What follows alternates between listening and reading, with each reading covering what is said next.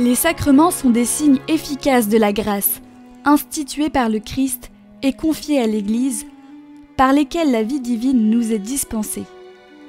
Les rites visibles sous lesquels les sacrements sont célébrés signifient et réalisent les grâces propres de chaque sacrement.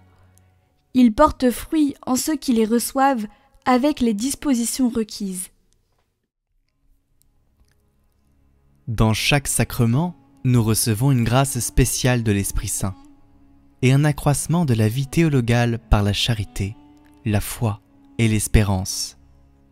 Vertus qui viennent directement de Dieu et nous permettent d'être unis à lui. Comment ne pas leur donner une toute première place dans notre vie? L'Eucharistie tout d'abord, source et sommet de la vie chrétienne, a pour fruit notre union intime, indéfectible avec Jésus. Le sacrement de réconciliation doit aussi occuper une place importante. L'expérience montre que moins on se confesse, moins on a envie de se confesser et de recevoir le pardon de Dieu avec sa grâce pour avancer. Cependant, de pardon reçu en pardon reçu, de grâce en grâce, on progresse, ne serait-ce qu'en vérité et en humilité. La clarté faite en soi à cette occasion permet de poursuivre humblement le travail de notre sanctification.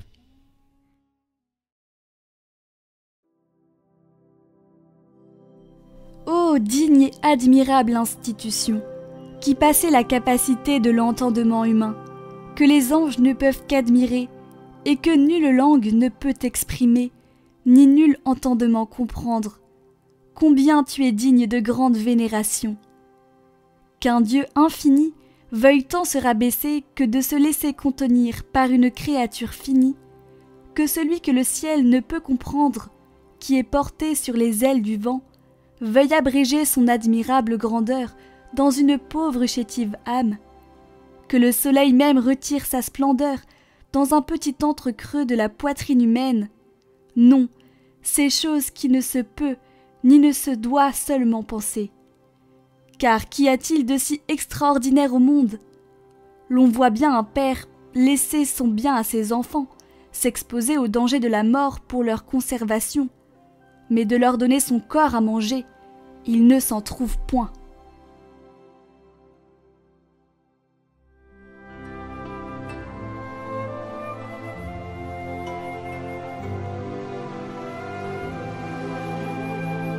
Aujourd'hui, je prendrai 10 minutes dans une pièce silencieuse pour faire une adoration spirituelle dans mon cœur, à l'aide d'un chant de méditation si besoin.